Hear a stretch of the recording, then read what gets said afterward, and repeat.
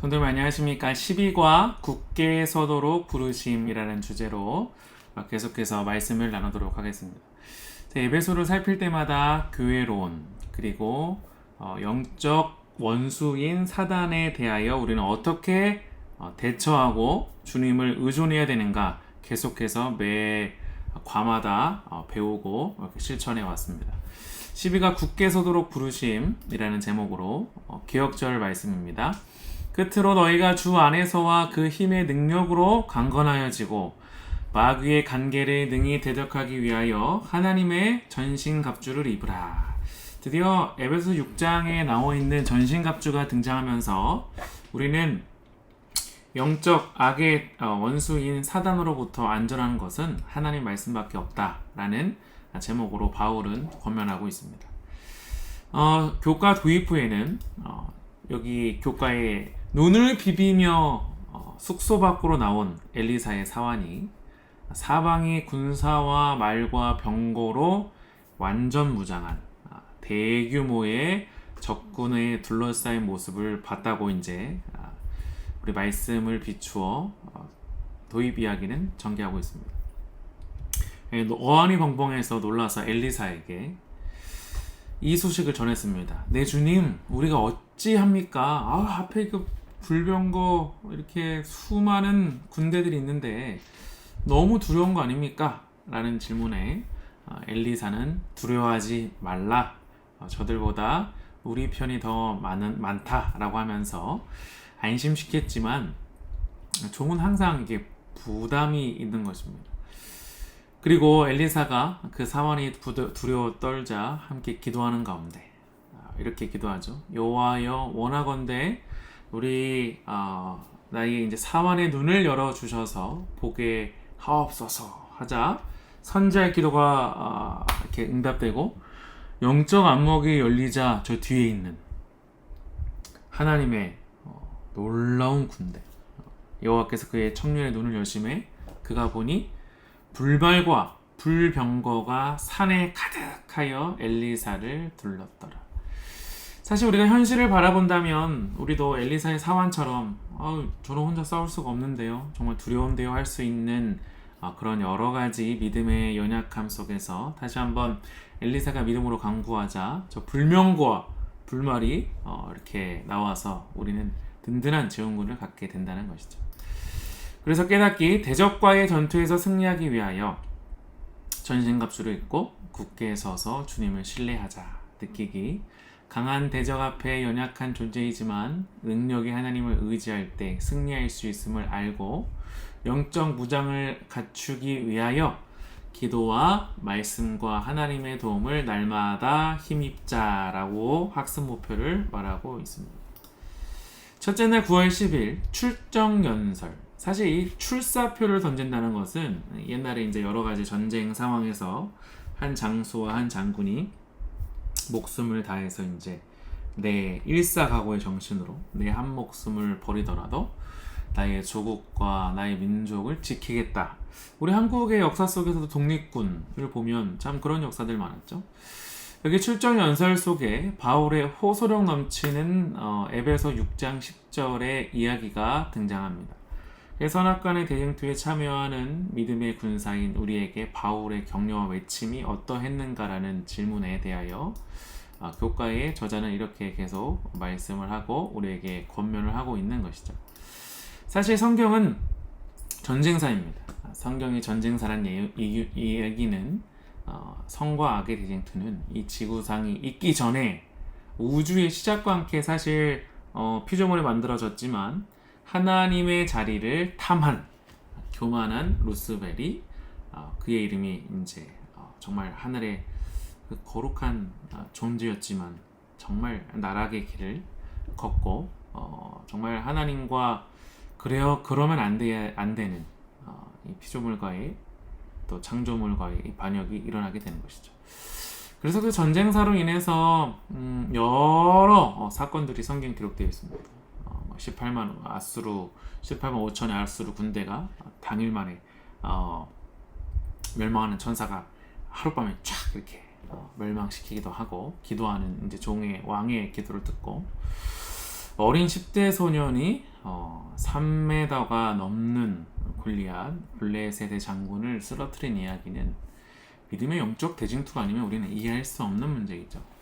게다가 요한계시록 19장에 나와 있는 백마를 타고 어린 양의 혼인잔치로 향하시는 온 우주를 말씀과 강인한 창조주의 권위로 지키시는 모습, 이건 사실 전쟁으로 묘사되고 있습니다.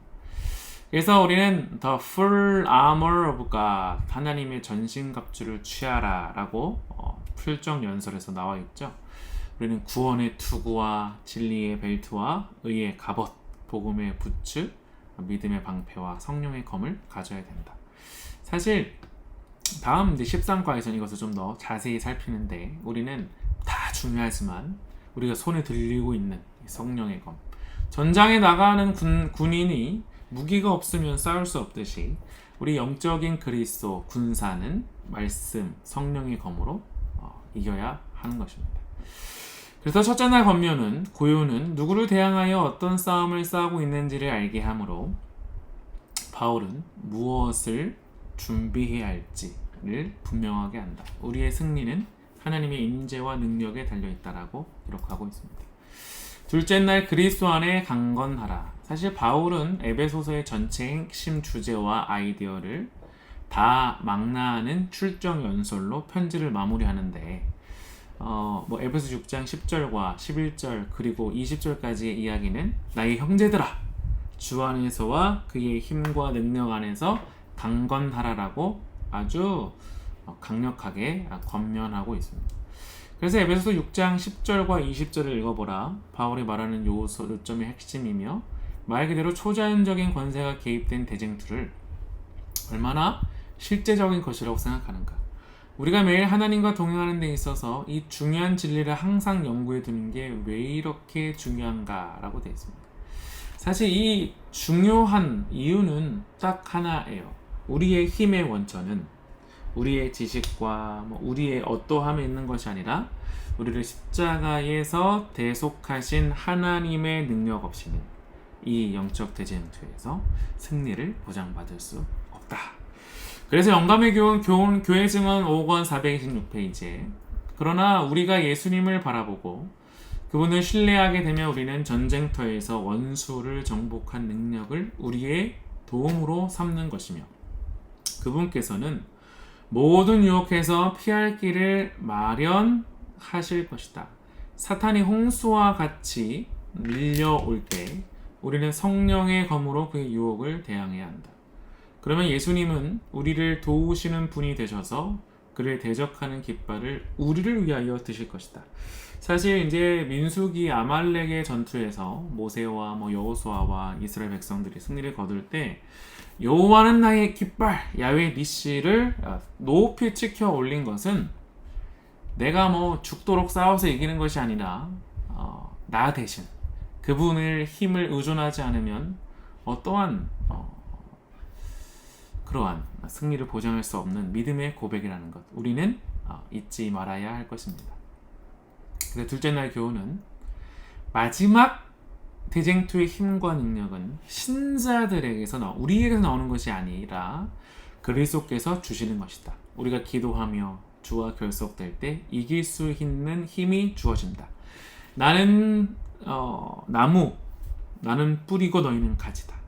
이건 놀라운 말씀. 우리는 항상 하나님과 연결되어 있기를 기도합니다. 셋째 날 바울 서신에 나타난 대쟁투의 개념인데요. 사실 우리 재림교회는 이 대쟁투, The Great Controversy의 이 단어에, 우리가 총칼로 싸우는 게 아니라 verse라는 단어는 입으로 시인하는 것이죠.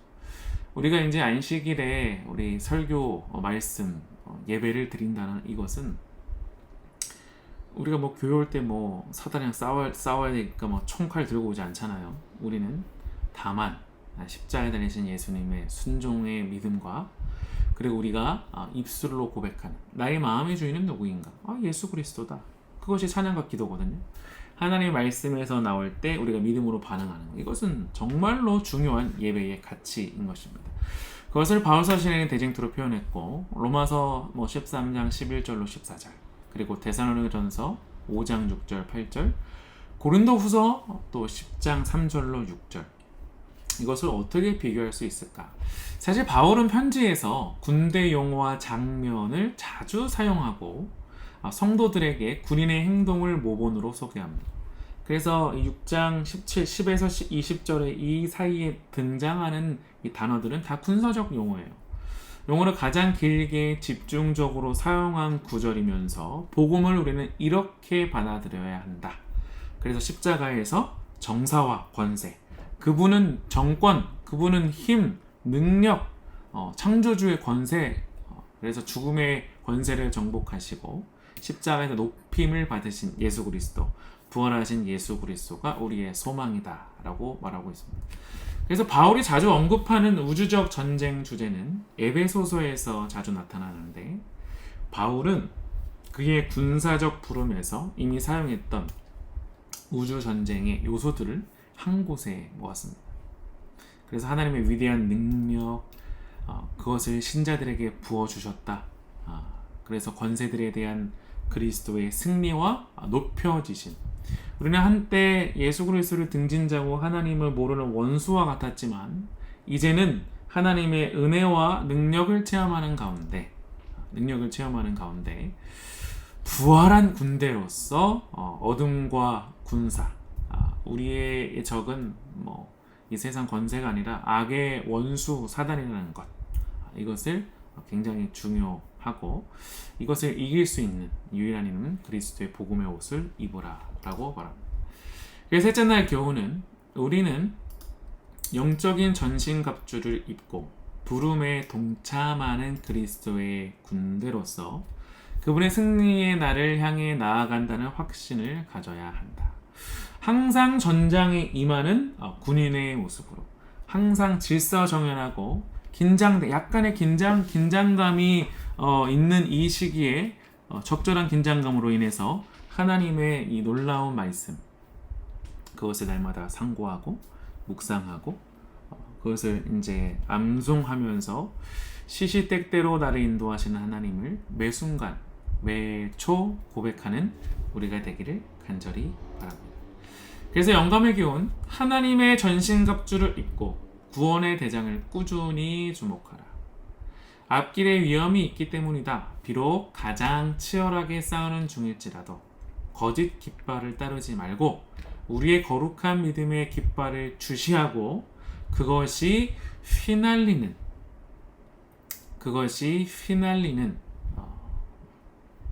곳을 알아내라. 미국의 전쟁은 끝나고 승리는 거두어질 것이다.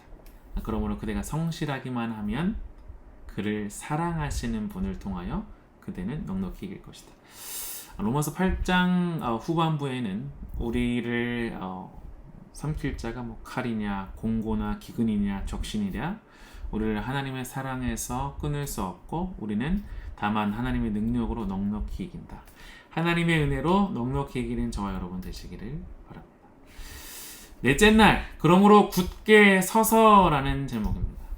사실 이제 에베소서 6장 10절과 20절에 군사적 용어를 바울이 쓰면서 바울이 동사에 서다, 스탠드라는 단어를 썼습니다. 이 단어가 왜 중요하냐? 바울의 군사적 비유는 고대의 전장 맥락에서 이해해야 되는데요. 이 서 있다는 것은 무슨 의미인가? 방어 자세인가? 이건 어떤 것인가? 그래서 고전 전투 문학에 기록되어 있는 이 펠로폰네소스 전쟁 투키디데스가 쓴 곳의 첫 번째는 병사들은 적을 만나기 위해서 행진해서 적 가까이 가야 하고 서서 그죠? 백병전에서 적을 공격하며 굳건히 서서 서 있는 자리를 지키고 마치 우리가 이제 대구 부산까지 쫓겨왔지 않습니까? 6.25 이제 동족 간의 이 아주 비극이 일어나면서 그런 가운데 유엔군 연합이 안보리 회의를 통해서 아주 노련한 메가더 장군이 양동 작전 이제 영덕 쪽에서는 이제 가짜 우리 학도병들이 갑자기 이제 침투를 하고 그리고 가장 주된 전쟁은 인천 상륙 작전이었죠. 그런데 그런 가운데 저쪽 흥남 쪽에는 고립이 되어 있었습니다. 고립이 되니까 고스란히 죽게 생겼거든요. 사실 그것을 수호하기 위해서 여러 전쟁터에서는 물론 우리 역사 속에서 수만 명을 잘 이렇게 배에서 철수한 아름다운 드라마틱한 이야기가 있지만 그 방어 한계선 한계선의 전쟁에서는 목숨을 다하여 싸우는 것이거든요. 그래서 백병전에서 적을 공격하며 굳건히 서서 서 있는 자리를 지켜야 된다. 적군이 언제 올지 모르니까 항상 긴장감을 경계태세를 유지하라. 그리고 마지막으로 적을 물리쳐야 된다. 그래서 고대 전투의 결정적인 순간은 이 세 단계 중에서 두 번째에 이제 발생을 했다라고 역사는 기록을 하고, 고대 작가 이 크세노포는 청동나무, 살에 부서지는 전율한 소음을 내며 두 무리 간에 장창 보병대가 서로 부딪히는 이 단계를 끔찍한 충돌. 그러니까 사실 이제 바울이 이 이야기를 한 것은 우리가 지금 총칼로 싸우는 거 아니잖아요. 항상 경계태세를 유지하고 서서 있어야 된다. 잠들지 말고 졸지 말고. 그래서 이제 열천의 비유 속에 다 졸며 잘세하지만 신랑이 왔다는 음성을 듣고 항상 깨워서 등불을 준비한, 기름을 준비한 성령을 강구한 우리가 된다면 우리는 서서 있는 것과 다름없는 항상 주님의 재림을 기다리는 우리가 될 수 있다는 말씀입니다. 그래서 넷째 날의 교훈은 신자들에게 서라, 스탠드라고 한 바울의 권면은 근접전에서 모든 무장을 사용해서 굳게 서서 격렬하게 방어하고 공격하는 그 시대의 군사적 배경에서 유래한다고 말하고 있습니다. 다섯째 날 마지막 악한 권세와의 씨름입니다. 바울이 에베소서 1장 21절 그리고 3장 10절, 6장 10절로 20절에 묘사된 악한 영적 권세에 대해 다양한 명칭을 사용한 이유는 무엇일까? 사실 우리의 씨름이라는 의미에서 바울은요, 레슬링 선수들 사이의 경쟁을 뜻하는 이 팔레라는 단어를 사용했습니다. 헬라어. 그래서 레슬링은 전투를 대비한 훌륭한 준비 운동으로 여겨졌기 때문에 군대가 충돌할 때 총칼이 이제 총이 막 탱 할 때 백병전 전투에 대한 적절한 모습입니다. 근데 여기서 놀라운 것은 팀전이 있으면 팀을 나눠서 하면 이제 씨름을 하잖아요. 근데 여기서 힘들면 이 약체가 힘들면 이제 나의 상대 선수 이렇게 터치를 하잖아요. 이것이 여기서 씨름이라는 표시가 나옵니다. 이게 다시 말하면 뭐냐면 우리가 지쳐 쓰러질 때 예수님과 이제 교체하는 것이죠. 하나님이 전능하신 하나님이 우리를 위하여 싸워주시는 것이죠. 그래서 우리는 강력한 이 사단에 대하여 경계해야 되지만, 그리고 그 적들, 이 악의 원수들에게 주눅들 필요가 없습니다. 하나님은 그분의 말씀 그 자체로 약속한 대로 우리와 늘 함께 하시고 전투에 임해 주시고 가장 훌륭한 그분의 갑옷, 하나님의 갑옷, 말씀과 구원과 복음의 신발을 우리에게 주셨기 때문에 우리는 두려워할 필요가 없다. 그래서 다섯째 날 교훈, 성경은 악의 세력들과 밀접하게 대치하는 전투를 묘사합니다. 적의 세력은 강하지만 하나님이 앞서가시며 우리의 필요를 돌보시기에 두려워할 필요가 없다라고 말씀을 하고 있는 것입니다. 우리 다시 한번 선지자님, 저 앞에 이 적군이 떼고신데 우리 어떡합니까? 엘리사는 이것을 정확하게 알았어요. 하나님은 우리와 함께 하신다. 그렇습니다. 우리가 앞에 보이는 현실 앞에서 종래에 이런 일이 일어날 것이지만 여호와의 사자들은, 하나님의 거룩한 천사들은 우리를 둘러진치고 이 싸움을 압도적으로 승리하게 해주실 것입니다. 결론, 영적인 전쟁터 가운데 있는 신자들은 전신갑주를 입고 전투에 임할 준비를 해야 한다. 이 전쟁의 승리는 숫자나 무기의 우세에 달려있는 것이 아니라 하나님의 능력을 간구하고 그에 대한 확고한 신뢰를 가지는 데에 달려있다. 백성들은 부르신 자리에 굳게 서서 서로 협력하며 주님의 능력 안에서 강건해야 합니다. 성도 여러분, 사탄이 우리에게 찾아와서 자꾸 내분을 일으키고 서로 미워하고 이거 다 사단이 주는 시험입니다. 하나님은 말씀하시기를 말씀 안에 하나가 되고 서로 기도하는데 중보자가 되고 동역자가 되라고 말씀하셔서 결국 협력하는 가운데 악의 원수를 승리할 수 있는 것입니다. 이번 한 주도 말씀 가운데서 승리하는 저와 여러분 되시길 바라면서 말씀을 마치겠습니다.